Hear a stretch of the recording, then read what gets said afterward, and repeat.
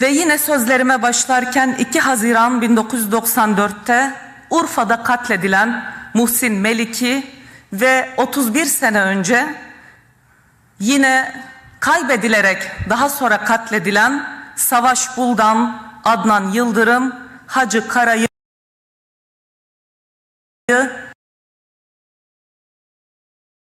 sizlerin huzurunda bir kez daha saygıyla anıyoruz. Ve ümit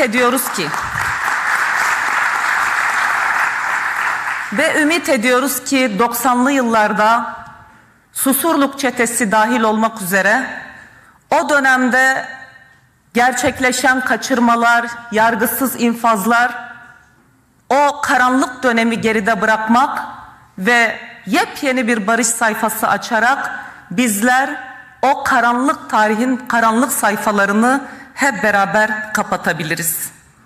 Evet değerli arkadaşlar, değerli halklarımız, dün Ahmet Arif'in, bugün de Nazım Hikmet'in ölüm yıl dönümü.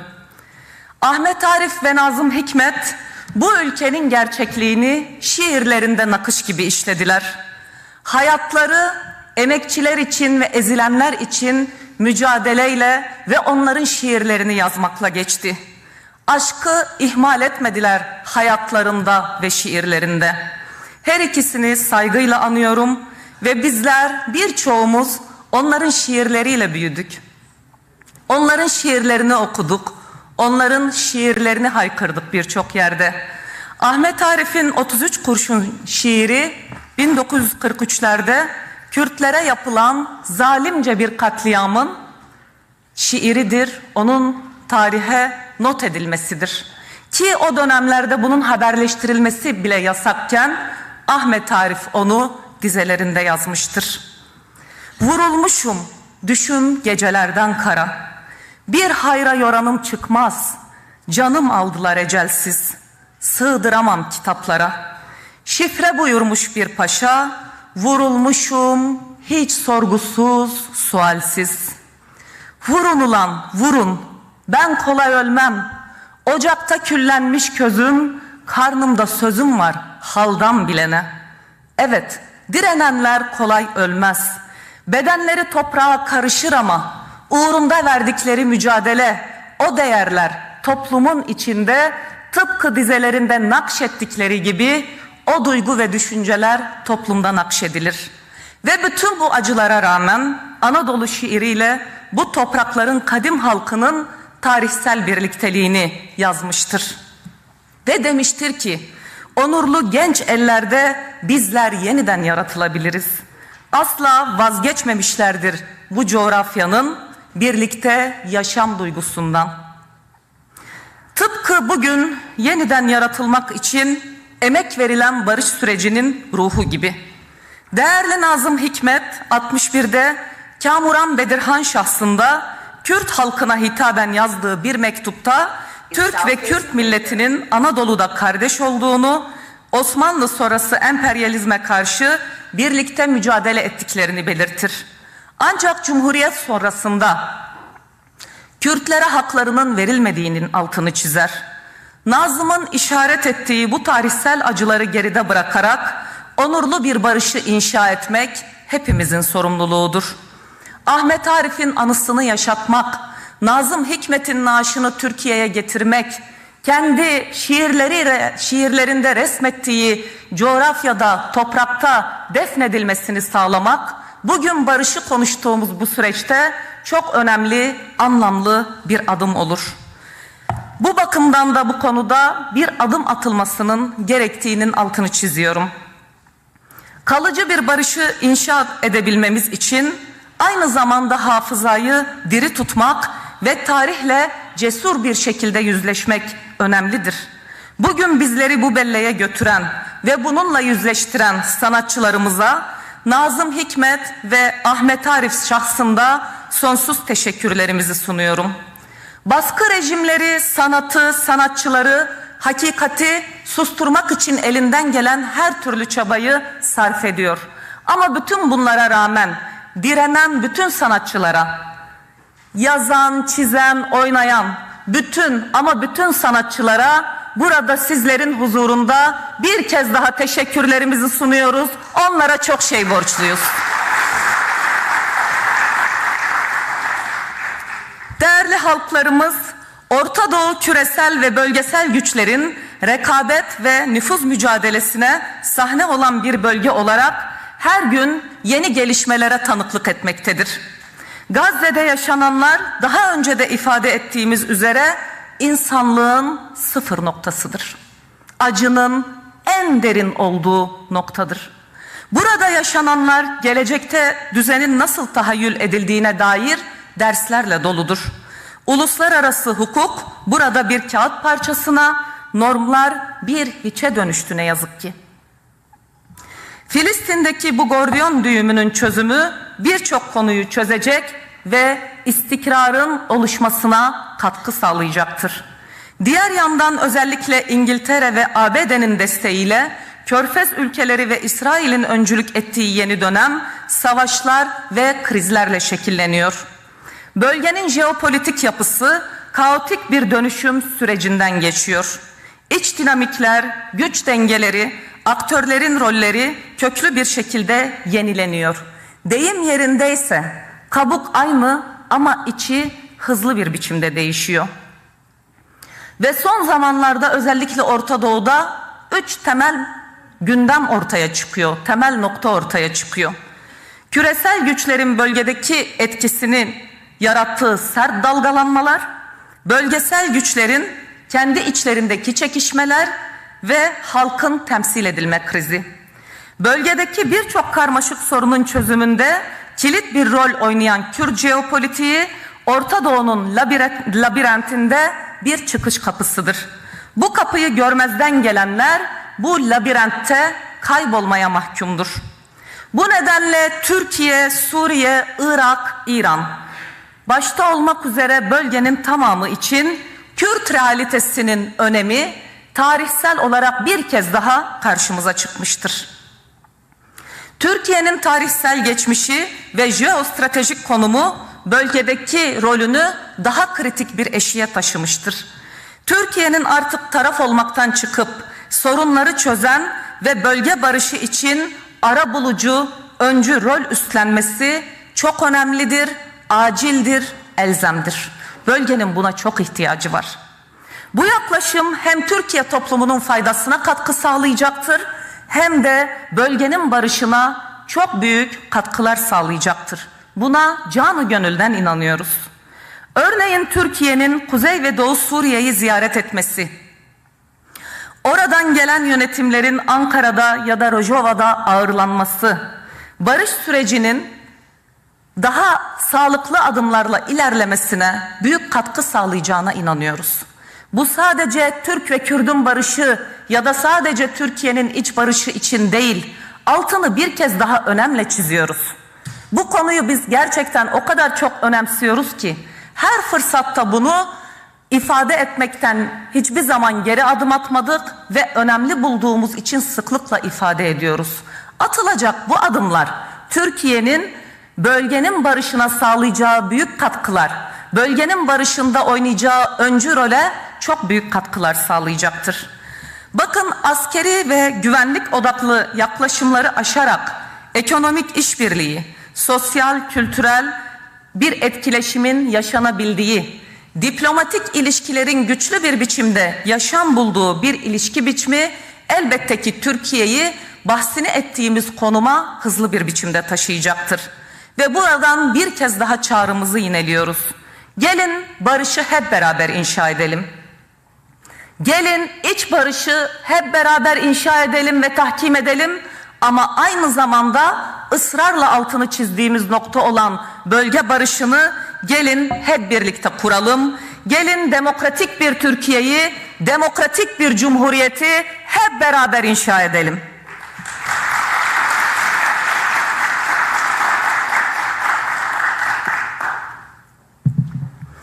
Evet değerli Türkiye yurttaşları, Türkiye ekonomide tarihin en büyük kara kışlarından birini yaşıyor. Mevsim bahar ama havalar ısınıyor ama ne yazık ki ekonomideki kriz, mevsimin kara kışı devam ediyor. Bakın bundan 6 ay önce olağanüstü bir durum olursa ek zam yaparız demişti iktidar, değil mi? Hepimiz hatırlıyoruz onların ne dediklerini. İktidar olağanüstü durum yokmuş gibi davranmaya devam ediyor. Bu tabloya baktığımız zaman yurttaşlarımız kendileri karar verecek. Bakın tablo çok ağır. İktidar bu tablonun farkına varmalıdır. 16 milyon emeklinin yaşam mücadelesi ağır bir biçimde devam ediyor. 4 milyon emekli 14.469 TL gibi bir sefalet ücretiyle yaşamak zorunda. Bakın sadece 4 ay içinde asgari ücret 3.000 TL, emeklinin maaşı 2.000 TL eridi. Ortalama kiralara baktığımızda kiralar el yakıyor. Bakın burada evi kira olan çok sayıda insan var. Türkiye yurttaşlarımızın önemli bir bölümü kirada oturuyor. Ve aldıkları maaş, bir emekli maaşı kira ödemeye asla yetmiyor. Kredi kartı borcu 2 trilyonu geçmiş durumda. Geniş tanımlı işsizlik %32.2 oranına ulaşmış durumda. Bu rakam rekor bir rakam. İcra dosyaları 23 milyonu aştı. 20 milyon yurttaşımız düzenli sosyal yardıma muhtaç bir biçimde yaşamını idame ettirmek durumunda kalıyor. Bakın bugün hepiniz izlediniz. Enflasyon rakamları açıklandı. Ve Mayıs ayı enflasyon rakamlarının Mayıs'ta açıklanan enflasyon rakamına baktığımızda TÜİK'e göre bu rakam yıllık oran %35.41, ENAG'a göre %71.23.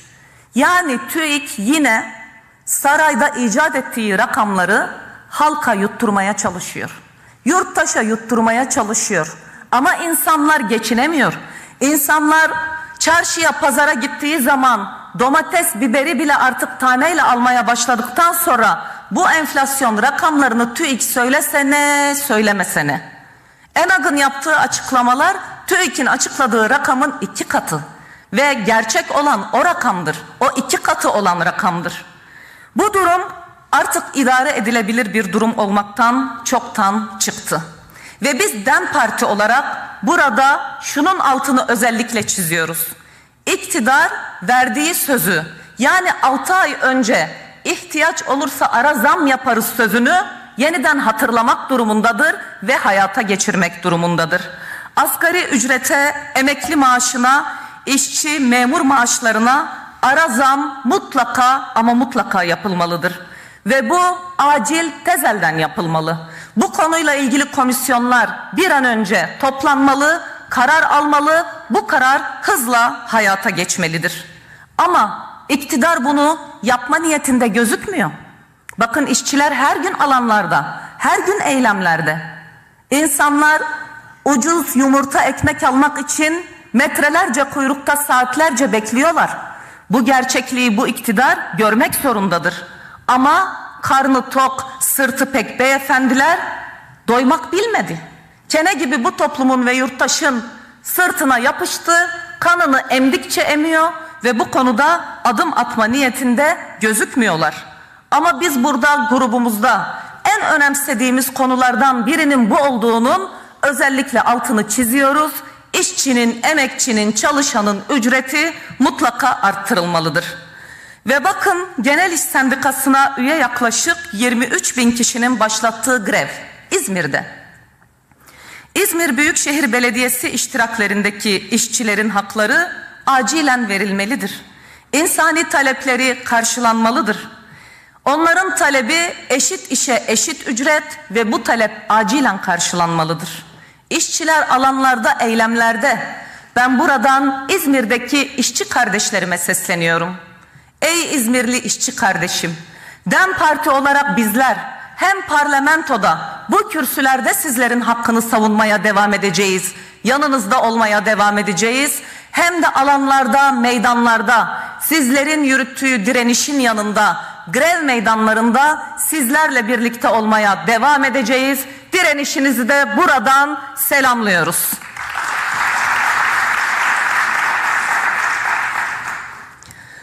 Evet değerli Türkiye halkları, değerli yurttaşlarımız, demokratik toplum ve barış sürecine dair önemli ve kritik bir haftayı geride bıraktık. Bazı temel vurguları yaparak bu konuyla ilgili birkaç noktanın altını çizmek istiyoruz. Yüzyılın en önemli meselesi umutlar ve beklentiler eşiğindeki kritik bir kavşakta olduğunu mutlaka altını çizerek önemle belirtiyoruz. Süreci doğru anlamak, hakikatleri cesaretle dillendirmek, tepkisellik yerine bu ruh haline kapılmaksızın sakince bu süreci ele almak ve ne yapmak gerektiğini ortaya koymak gerekiyor. Hem iktidar çeperinde hem de muhalefetin bir kısmında bu sürecin hacmi tam anlamıyla kavranabilmiş değildir ne yazık ki. İnsanların arasında sürece dair bir ruh hali karmaşası yaşanıyor. İktidarın pratiklerine, söylemlerine bakınca bu sürece neden güvenelim sorusu halkta soruluyor. Yine bu süreci çok olumlu karşılayan, hayırlı olsun Türkiye'de yepyeni bir sayfa açılıyor diyenler de bu gelişmelere dönüp baktığında aynı soruyu bir kez daha soruyorlar. Biz bu sürece neden güvenelim sorusu. Çok önemli bir soru. Bu soruyu milyonlarca yurttaşımız soruyor. Niye? Çünkü olanları izliyorlar. Yeterince adım atılmadığını görüyorlar. Ve milyonlar Godoy'u bekler gibi bu topraklarda barışı bekliyor şu an. Bu beklemeci durumun birinci sorumlusu ve bu konuda adım atması gereken iktidardır. Biz bunu her fırsatta vurguladık. Burada bir kez daha vurgulamak istiyoruz. İktidar mutlaka bazı adımları atmalıdır. Ve bu konuda siyaset kurumuna elbette çok büyük görev ve sorumluluklar düşmektedir. Ayrım gözetmeksizin bu sürecin toplumsallaşması bir mecburiyettir. Toplumsallaşmasının sağlanmasına siyaset öncülük etmelidir. Bir ayrım yapmamak konusundaki vurgunun altını özel olarak çiziyorum. Çünkü bu dönemde bizim muhalefetiyle, iktidarıyla her kesimden insanın hem siyasal öznelerin hem toplumsal öznelerin bu süreçte hemhal olarak barışın inşası konusunda ortak adım atması, en geniş yelpazedeki toplumsal mütabakatın oluşması çok önemlidir. Bu öneme binaen olumlu adımların atılması mutlaka şarttır. Bakın biraz önce dedim ya, toplumda bir güvensizlik oluşuyor. Bunun nedenlerinden birini şimdi ifade etmek istiyorum. Bakın biraz önce infaz yasası mağdurlarının, evet lütfen bunu kameralar görsün.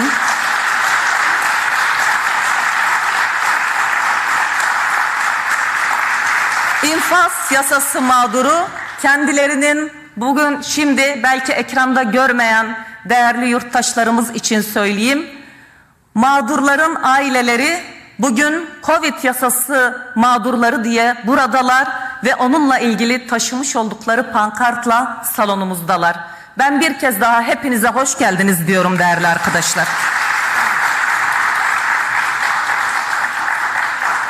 Bakın biz barışı konuşurken bu konuda birçok yasama faaliyetinin barışa hizmet eder bir şekilde olmasını beklerken ne yazık ki bugün görüşülmeye başlanacağını düşündüğümüz yargı paketinde Covid yasasının çıkacağına dair bilgiler paylaşıldığı halde son anda bunu iktidar geri çekti.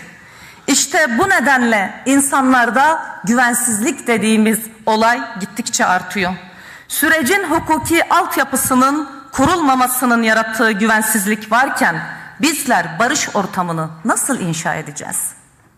Bu çok büyük bir soru olarak durmuyor mu karşımızda? Bakın on binlerce mahpus bayramı evinde geçirmek için hayal kurdu. Aileleri burada şimdi bu salonda. Onlar kendi yakınlarıyla bir bayramı kutlayacaklarını bekliyorlardı. Bunun hayalini kurdular. Ve insanların hayallerini kursaklarında bıraktılar. Buna hiç kimsenin hakkı yok. Milyonların umudu AKP'nin kaygılarına kurban edilmemelidir. Bu toplumun kaygısı bütün siyasi partilerin kaygılarından daha önemlidir. 86 milyon yurttaşımızın kaygısı ortak kaygılarımız bir siyasi partiyi aşmalıdır da. Bu sürecin siyasal, sosyal ve psikolojik eşiklere ihtiyacı olduğunu sürekli söyledik. Mesela bakın, Anayasa Mahkemesi'nin önünde tarihi bir fırsat duruyor. İdare Mahkemesi'nin anayasaya aykırılık iddiasıyla AYM'ye gönderdiği kayyım yasası derhal lağvedilebilir. Bu sürecin önü bu şekilde açılabilir. Bu konulara yaklaşım pozitif olmak durumundadır. Sürecin ciddiyetini, sürecin geri dönülmezliğini göstermek için güçlü, sembolik adımlara ihtiyaç vardır. Bu adımlardan biri Covid yasasıydı, infaz paketinin genişletilmesiydi ama bunlar olmadı. Fakat önümüzde hala genel kurula gelecek ya bu yasa. Önümüzde hala bir fırsat var ve buradan mağdur ailelerle birlikte biz bu kürsüden çağrımızı yineliyoruz. Hala bir fırsatımız var ve bu fırsatı değerlendirelim. Covid yasasını hep birlikte oy birliğiyle parlamentodan çıkaralım.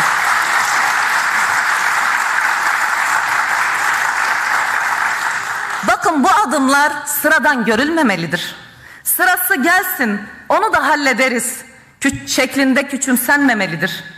Bu sıra ne zaman gelecek soruları topluma sordurulmamalıdır.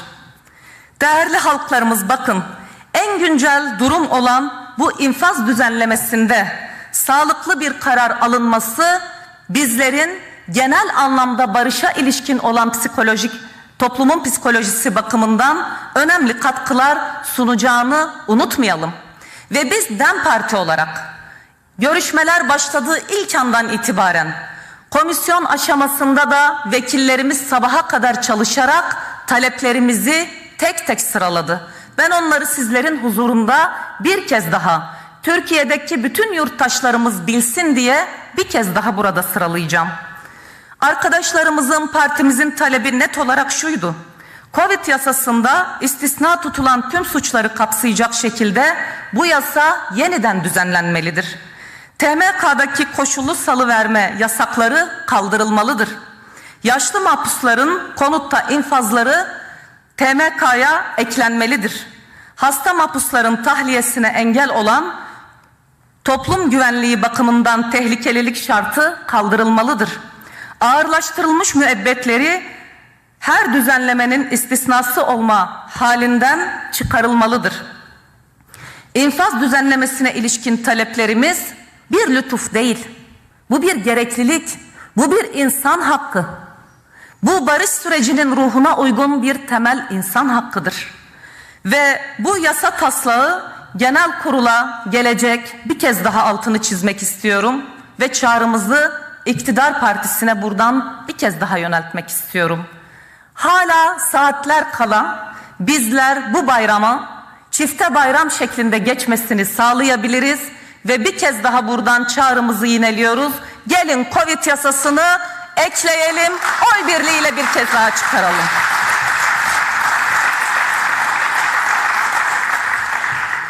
Hapishanede tutsak bulunan bütün yoldaşlarımıza, buradan ismini zikredemeyeceğim devrimci, sosyalist, yurtsever siyasetçiye, seçilmişe, aydına, yazara, gazeteciye, sevgili Can Atalay, Çiğdem Mater, Osman Kavala, Tayfun Kahraman, Ekrem İmamoğlu, Ahmet Özer, Bekir Kaya, Ayşe Gökkan, Leyla Güven, Semra Güzel, Figen Yüksekdağ ve Selahattin Demirtaş şahsında hepsine selam ve sevgilerimizi iletiyorum. Bayramlarını en içten dileklerimizle kutluyorum. Evet değerli arkadaşlar, ekranı başında bizleri izleyen değerli yurttaşlarımız, önemli gelişmelerden biri mecliste kurulacak komisyonla ilgili. Meclis Başkanı Sayın Numan Kurtulmuş'un komisyon kurulacak söylemi son derece önemli. Dün de kendisi bizi ziyaret etti ve kendisiyle yaptığımız görüşmede bu konudaki görüşlerimizi kendisiyle paylaştık. DEM Parti olarak komisyonun sonuç alıcı bir şekilde çalışmasının çok önemli olduğunu vurguladık. ve ülkenin oyalanacak vakti yok. Bu komisyon bir an önce kurulmalı ve bir an önce çalışmalarına aktif bir biçimde başlamalıdır. Sadece laf üretmeyen, somut öneriler geliştiren, takvimi olan ve bu takvime uyan, hesap verebilir bir mekanizmayı kastediyoruz. Bu ülkenin sorunlarının komisyona havale edilip orada çürümeye bırakılacak bir durumu yoktur. O nedenle komisyon bir an önce kurulmalı ama işlevli bir komisyon kurulmalıdır. Yerel yönetimlerden silahsızlanmaya, yargı işleyişinden kolektif haklara uzanan birçok hayati gündem önümüzde durmaktadır. İşlevsel bir komisyonla hızlı adımlar atılabilir ve bu kısır döngüden çok hızlı bir biçimde çıkılabilir. Biz her cümleyi barış ve demokrasi inşa edilmelidir diye bitirmedikçe tarih bize kulak kabartmayacaktır. O halde bu komisyon tarihin ve barışın sesine kulak vermeli ve barış konusunda insanlığa çok büyük bir katkı sunabileceğini pratikte göstermelidir. Barışı kuran bir komisyon olarak tarihe geçmelidir. Ve sevgili kadınlar, bunu yine her fırsatta ifade ettik. Burada bir kez daha tekrar etmek istiyorum. Kadınlar bütün bu çalışmaların asli bir parçası olmak durumundadır. Oluşacak komisyonda sivil toplum örgütleri, demokratik kitle örgütlerinin temsiliyetlerinin elbette görüş ve önerileri alınmalı da burada başvurulması gereken en önemli kesimin kadınlar olduğunu, feministler olduğunu, kadın kurumlarının olduğunu bir kez daha belirtiyoruz. Ve bu komisyon oluşturulurken bu atlanmamalı. Bu çok önemli. Geçtiğimiz cumartesi günü TCA'lı kadınların çağrısıyla Türkiye Kadın Hareketi'nin temsilcileri, feministler ve Kürt Kadın Hareketi'nin Türkiye'deki bütün temsiliyetleri Diyarbakır'da çok güçlü bir yürüyüş gerçekleştirdi arkadaşlar. Ben de katıldım o yürüyüşe. Gerçekten muazzam mesajlarıyla, katılımıyla, coşkusuyla, bileşimiyle özellikle muazzam bir çalışmaydı. Toplumsal barış ve demokratik çözüm talebi için yürüdü kadınlar Diyarbakır sokaklarında. Bu çalışmada emeği geçen bütün kadınlara teşekkürlerimizi sunuyorum. Jin, Jiyan, Azadi.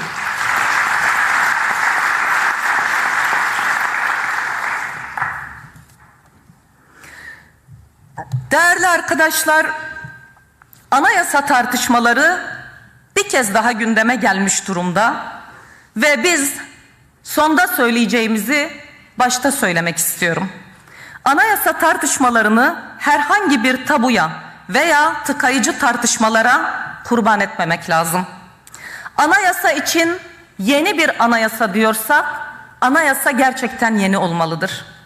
Vesayet rejiminden kurtulmuş sivil bir anayasa diyorsak, her türlü vesayet rejiminden kurtulmuş gerçekten sivil bir anayasa olmalı. Demokratik diyorsak gerçekten demokratik bir anayasa olmalı. Mesela bakın süreç nasıl akıyor? Muhalefet belediyelerine operasyonlar yapılıyor. Daha birkaç gün önce tekrar bir operasyon gerçekleşti. Bu operasyonlar demokrasiye hizmet etmiyor. Antidemokratik ortama hizmet ediyor, toplumu kutuplaştırıyor ve katılaştırıyor. Mesela bir anayasa yapım sürecinden bahsedilecekse bunlardan vazgeçilmelidir. Anayasa yapım sürecinin sağlıklı sürdürülebilmesi için siyasi iklimin yumuşatılması ve yol temizliği şarttır. Bu konuda sorumluluk, ana sorumluluk iktidardadır. Toptancı yaklaşımlardan çıkarak herkesi sürece katacak bir yol temizliğine ihtiyaç var. Bu anlamda Sayın Bahçeli'nin yeni bir kimlik ve kardeşlik asrı vurgusu önemlidir.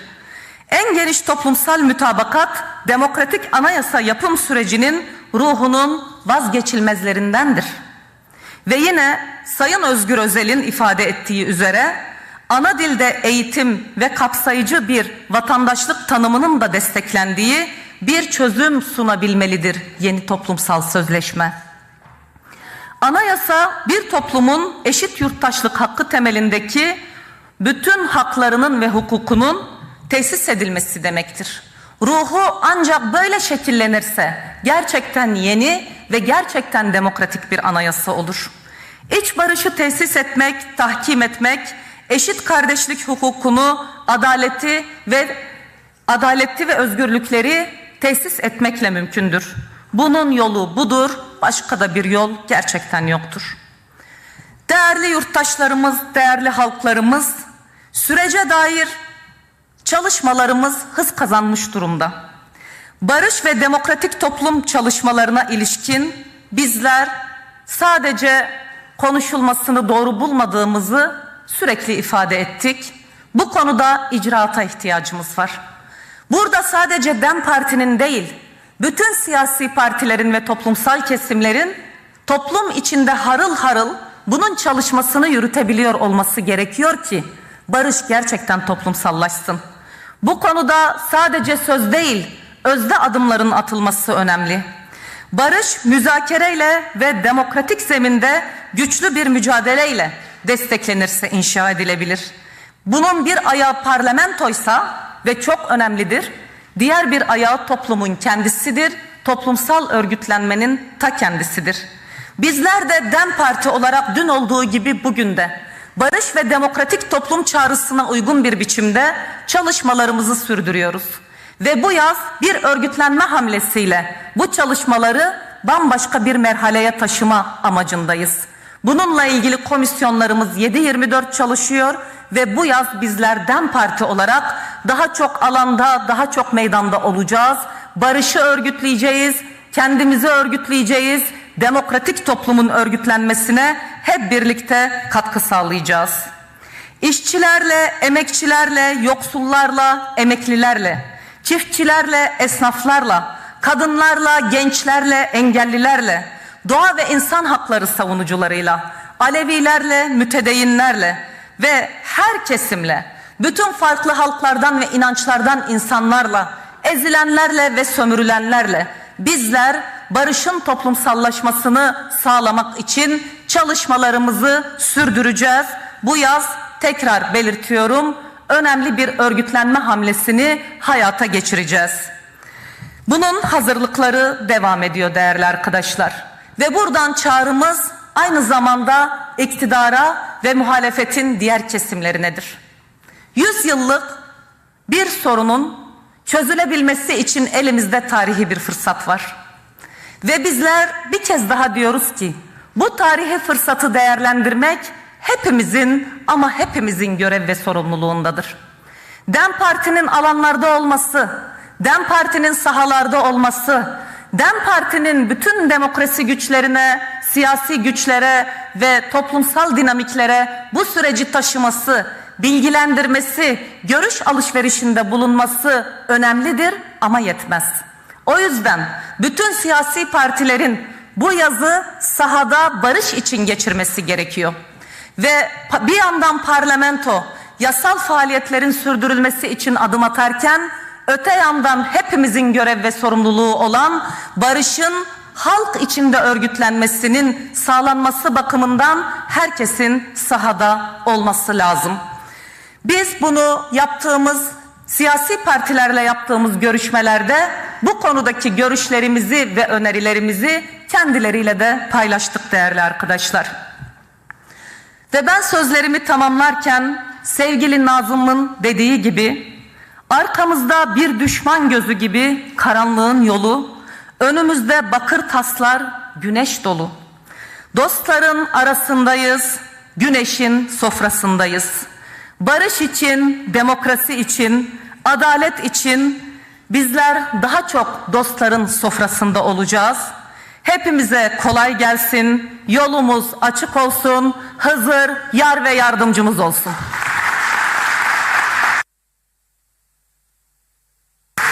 Eş Genel Başkanımız Tülay Hatimoğlu Uğur'a teşekkür ediyoruz. Siirt Kurtalan Belediye Eş Başkanımız Ali Rıza Bingöl de aramızda.